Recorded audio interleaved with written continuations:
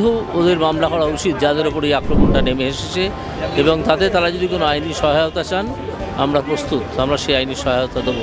এক কান কাটা রাস্তার ধার দিয়ে যায়, দু কান কাটা রাস্তার মাঝখান দিয়ে যায়, বুঝেছেন?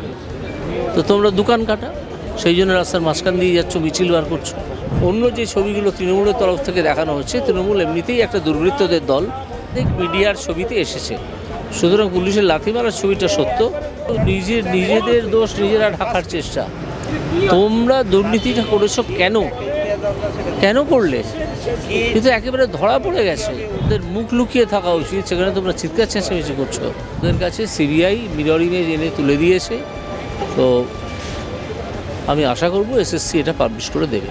জানি যে কসবা কাণ্ডে চাকরিহারাদের ওপর লাঠি পেটা করা হয়েছে, এবার তাদের ওপরেই জোড়া মামলা করা হলেও চাকরিহারাদের ওপর পুলিশের তরফ থেকে কি? আমার তো মনে হয় যারা লাঠি চালিয়েছেন, তাদেরকে মেরেছেন, তাদের বিরুদ্ধেও ওদের মামলা করা উচিত, যাদের ওপর এই আক্রমণটা নেমে এসেছে, এবং তাতে তারা যদি কোনো আইনি সহায়তা চান আমরা প্রস্তুত, আমরা সেই আইনি সহায়তা দেবো। পুলিশের বিরুদ্ধেই মামলা হওয়া উচিত। এবার আমরা দেখছি সমাজ মাধ্যমে যারা তৃণমূল সংগঠনের অংশ আছে, তারা পুলিশকে গায়ে মারধর করা, পুলিশকে ধাক্কা মারা হচ্ছে একটা ভিডিও প্রকাশ্যে ছড়িয়ে পুলিশের ব্যবহারকে ঠিক ব্যবহার করেছে সেমনটা প্রকাশ করার চেষ্টা করছে। তো বরাবর শাসক শ্রেণী বরাবর এটা করে থাকে, সুতরাং এবং এটা খুব সম্ভবত বানানো ভিডিও, এটার সত্যতা যাচাই না করা অবধি কোনো কথা বলা যাবে না।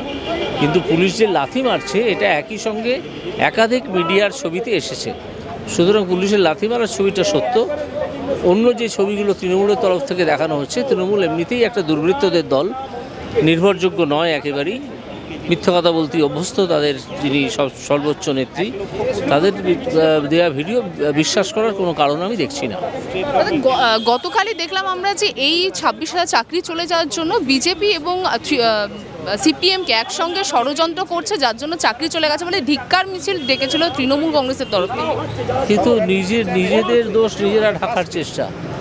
তোমরা দুর্নীতিটা করেছো কেন করলে? কিন্তু একেবারে ধরা পড়ে গেছে, তোমরা নির্লজ্জ, তাই তোমরা চেঁচাচ্ছ।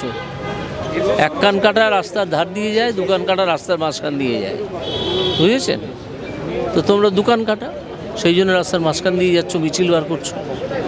তোমাদের মুখ লুকিয়ে থাকা উচিত, সেখানে তোমরা চিৎকার চেঁচামেচি করছো, তোমরা প্রতিবাদ করতে নামছো। কোনো কাণ্ডজ্ঞান নেই, কিছু বোঝে না, বা সব বুঝেও কিছু প্রাপ্যের আশায় এসব করে। এবং আমরা দেখলাম মমতা ব্যানার্জি সুপ্রিম কোর্টের যে রায়, সে রায়ের সমালোচনা করার জন্য তার বিরুদ্ধে ইতিমধ্যে দেখা যাচ্ছে আদালতে অবমাননার যে নোটিশ এসেছে। আসাই উচিত, তিনি যেভাবে আদালতের ওপরে উঠে কথা বলার চেষ্টা করেছেন, তাতে এটা হওয়াই উচিত। আচ্ছা, এবং একটা শেষ প্রশ্ন করব যে ইতিমধ্যে যে অবস্থা, আজকে চাকরি প্রার্থীরা অনশনে বসেছেন, আপনি 2 দিন সময় দিয়েছেন এসএসসিকে, তো এই পরবর্তী কি পদক্ষেপ এসএসসি কি দিতে সম্ভব হবে? কারণ এত দিন ধরে রায় সম্ভব, এসএসসির পক্ষে দেওয়া অবশ্যই সম্ভব। ওনাদের কাছে সিবিআই মিরর ইমেজ এনে তুলে দিয়েছে, তো আমি আশা করব এসএসসি এটা পাবলিশ করে দেবে দ্রুত। যদি পাবলিশ করতে না পারে, আমাদের অন্য পরিকল্পনা আছে, আমরা দেখছি সেটা দিয়ে কতদূর কি করা যায়, সেই পরিকল্পনার কথা আমি বলছি না। বাংলা হান্টের আরো খবর দেখতে নজর রাখুন। বাংলা খবর মানেই বাংলা হান্ট।